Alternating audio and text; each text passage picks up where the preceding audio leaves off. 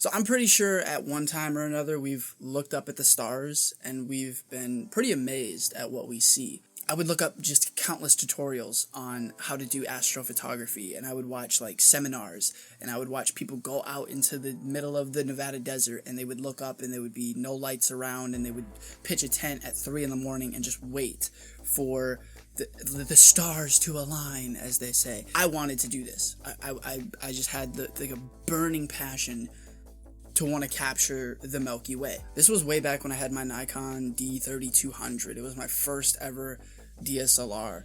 And I was just kind of clueless on even how to use the camera to its full potential. I was still in auto. I was just learning manual modes, and it was a scary thing. And now here I am wanting to go outside in the tundra. Now, the tundra being a mile from my house on the side of a road, the tundra.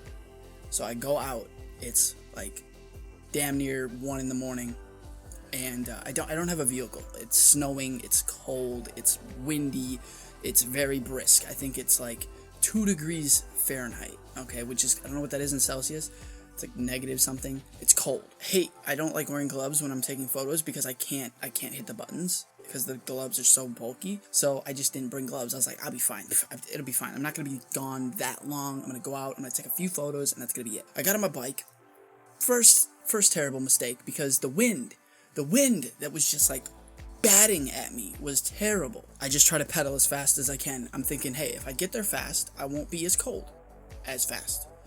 Whatever logic I was when I was like, what, 18, 19? I don't know I don't know how old I was, 20? I think I was like 19 or 20 when this happened. I get to the location, I have my app, my lunar app up, and I'm like, okay, the Milky Way should be somewhere over here around this time. So like, okay, so I'm sitting there on the side of the road, right? I have a light on my head, like a little headlamp. And I think back then, because my Nikon was really terrible, I think I was at like 800 ISO or 1600 ISO. So I had bulb mode on, which means I can open the shutter for as long as I want with a remote shutter. So I had a remote shutter release, and I think I was doing like 40-second exposures. Now think about this, right?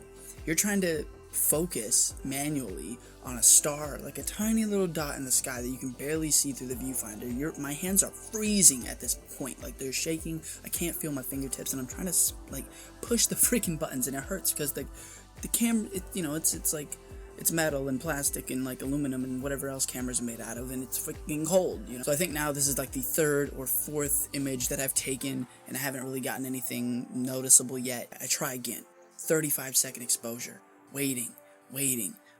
Time goes by. I'm sitting there freezing. I have to pee. This is terrible. This is the most, like, worst situation possible for this. And I wait, and then black screen, noise reduction, countdown. I'm waiting because I don't want to miss it, so I'm staring at the screen, like, right up in it. And then, boom, it shows up. And I wish I could show you guys the photo. I don't have them anymore. I used to have them a long time ago, and I think I lost them. The image pops up, and it's the Milky Way. You can see it clear as day across the sky right in front of me. Now, there's a lot of light pollution, and it's not perfectly sharp, and it's got its defaults, but that's okay. So I start setting up some different angles, trying to get some light trails of like some passing cars, things like that, just kind of messing around. I'm about ready to leave.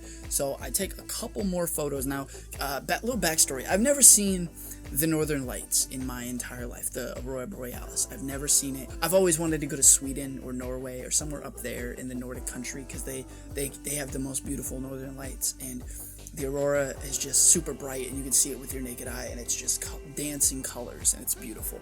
Now here's where things get a little bit interesting. We are getting the most beautiful clear skies, and it's just perfect conditions for Milky Way photography. And I kind of look to my right and a little bit above me, and I start noticing this like low-level cloud cover or haze like kind of wafting in, and it instantly made me just down, because I was like, no, like I'm finally in a groove. I have my focus right. Finally, I know what to do. I kind of have my settings where they need to be, and like I'm starting to get good photos.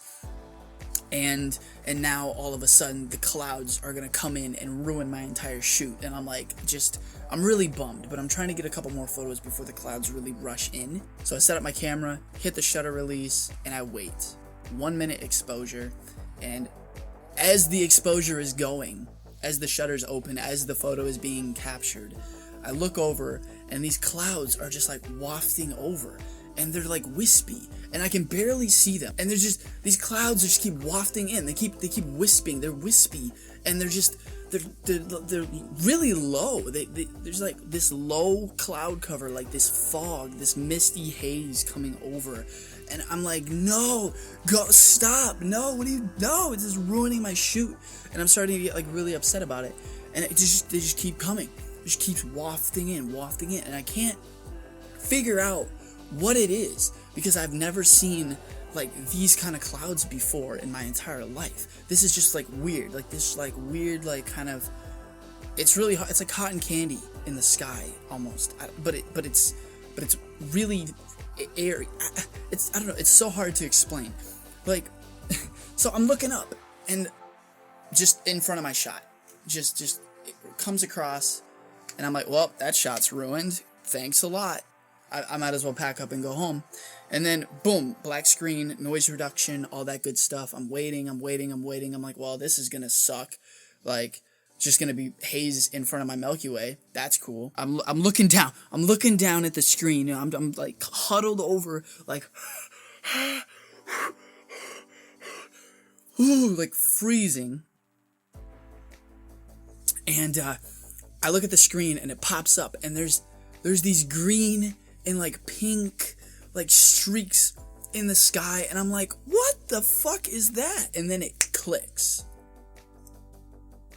and I'm like looking up at I'm like dumbfounded. I'm looking up at the sky, and I'm like trying to see, because like I'm still seeing this like wafty, like slow rolling low cloud cover, which I think it's just cloud cover. But no, this is like actually the aurora. It's just these like clouds, and it's like a slow dance. I'm pointing straight up. I have pink streaks on this side. I got green streaks on this side, and then I have a freaking shooting star dead center through the frame. Like, perfect. I'm not even pulling your string here. This is a damn good latte. Sorry. That was my first time visually seeing the aurora, and not only did I get to experience viewing it in what I thought was low cloud cover and haze, but I got to capture it for the first time, and that was my first ever real astrophotography like attempt at like trying to get photos of the Milky Way. That was the whole point of the night, was just to go out and shoot the Milky Way. But here I get the Milky Way, a shooting star, and I get the Aurora Borealis like dancing in the night. Like, that is crazy to me.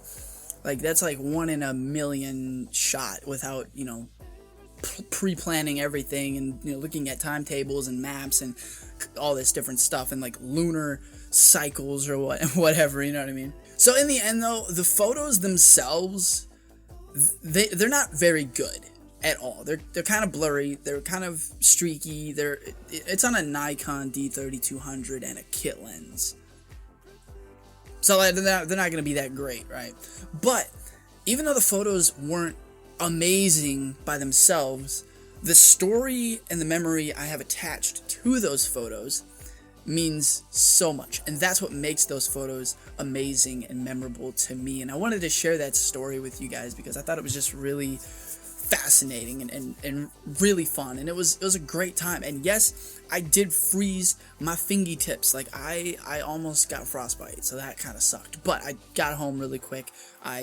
Biking home was a nightmare because I'm trying to hang on to the handlebars and I have no gloves, and like I'm trying to do one of these numbers with my jacket and then have the bars, you know, like here, and that didn't work at all. I was freezing. I got home, made a hot chocolate really quick, and just started to try to warm up. That was one of my most memorable photography experiences, like early on in my career as a photographer, and I could not be more happy with that. I want to go out and do more astrophotography in the future. I haven't done it in a very long time. I think the last time I went out and did astro photos was my first trip to New Zealand. Me and Amber went on the beach and we tried to get some astro photos, and I ended up getting the Milky Way really good there as well. But that was with my little, this camera. but that was with my Panasonic, and this is not very good at nighttime at all. Low light performance on this is not very good, and I didn't really have the best lens choice possible for that shoot either. So it was kind of like hit or miss in a way. That story is always really fun for me to tell, so I hope you guys enjoy, and you maybe got some inspiration or motivation to go out and take your own astro photos and see what you can find out in the night sky, because there's some crazy stuff out there that we have no idea about. Space is just nuts, man. I also have one extra little tidbit for you guys before you head out, and I'm going to do a video on this soon, but I recently purchased a really old vintage lens from Russia, the Helios 58mm, and it has that crazy swirly bokeh, and I finally got it, and it's just such a cool little lens. So I want to do some photography with it. I did some photos a little bit ago of the coffee and some of my coffee accessories and stuff, so I'm going to edit those, see how the photos turned out. The flares on this lens are absolutely insane. It's fully manual, and I'm going to talk to you guys a little bit more about it really soon. I might do another video and just do like some test footage and like show you guys some of the photos and just talk about the lens and like why I like it and why I don't. I'll go. Bye. Oh, the mic is in the shot too, ain't it? Damn it. I didn't think the mic was in the shot. Okay, before I go, I bought this $12 freaking deodorant, right? This little stick of deodorant is $12 by Native, and it's tea tree and sage, so I can reflect all the demons because it is October, baby. I'm excited. Are you excited? I'm excited. It's spoopy season, dude. It is spoopy season. I got the freaking skulls. Like, we are ready.